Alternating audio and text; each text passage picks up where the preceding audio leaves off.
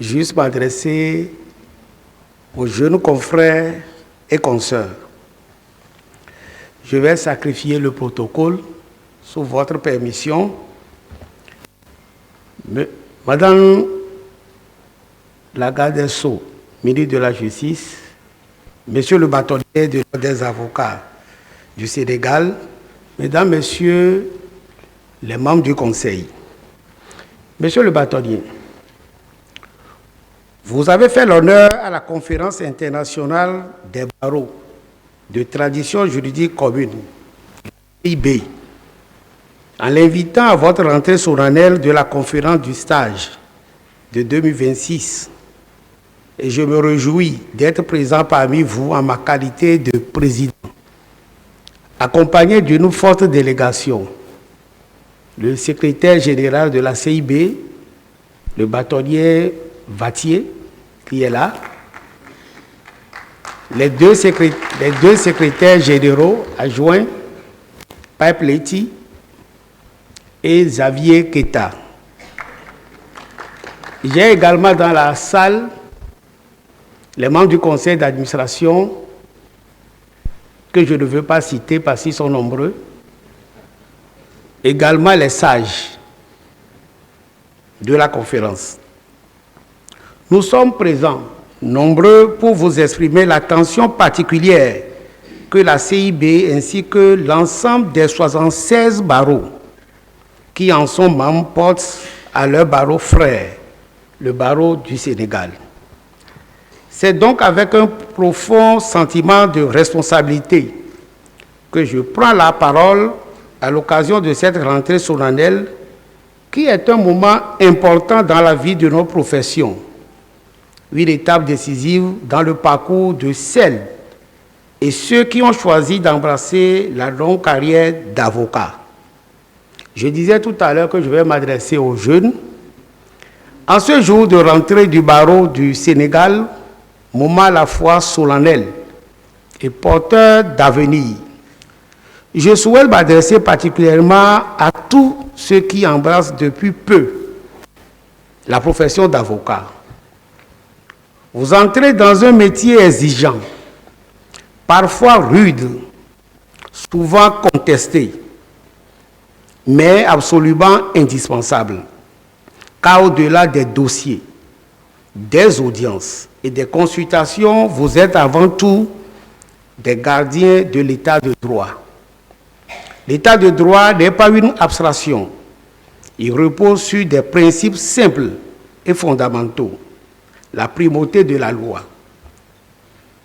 l'indépendance de la justice, le respect des libertés individuelles et l'égalité de tous devant la norme juridique. Mais ces principes ne vivent que par celles et ceux qui les défendent.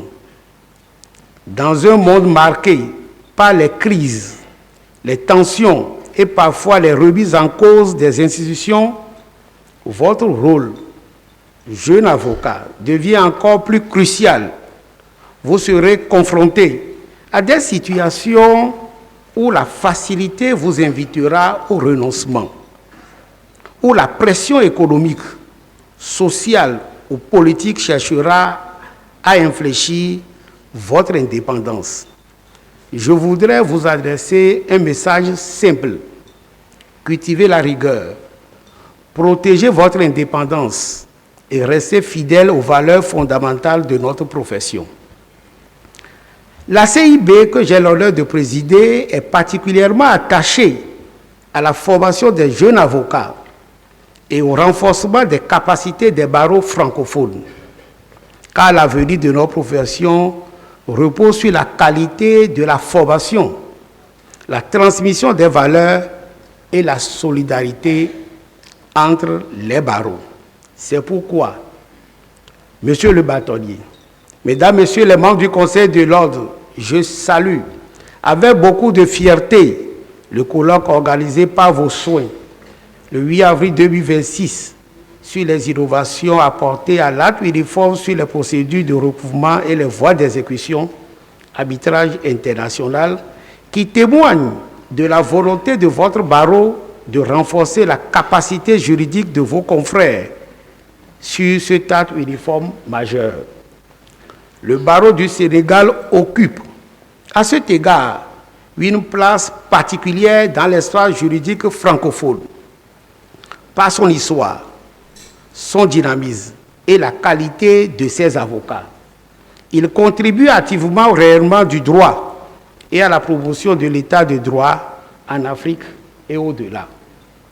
Je ne saurais terminer mes propos sans m'acquitter d'un devoir, celui de profiter de cette tribune pour féliciter l'un des membres de votre barreau qui fait sa fierté au sein du bureau exécutif de notre institution, la CIB. J'ai nommé le bâtonnier Papa Leyti Ndiaye, secrétaire général adjoint de la CIB et président du comité de la défense de la défense. De par son statut, il constitue un maillon fort et sensible, toujours à l'écoute de tous les barreaux membres de la CIB et de tous les avocats de la CIB sur la question de la défense, socle de l'indépendance de nos barreaux.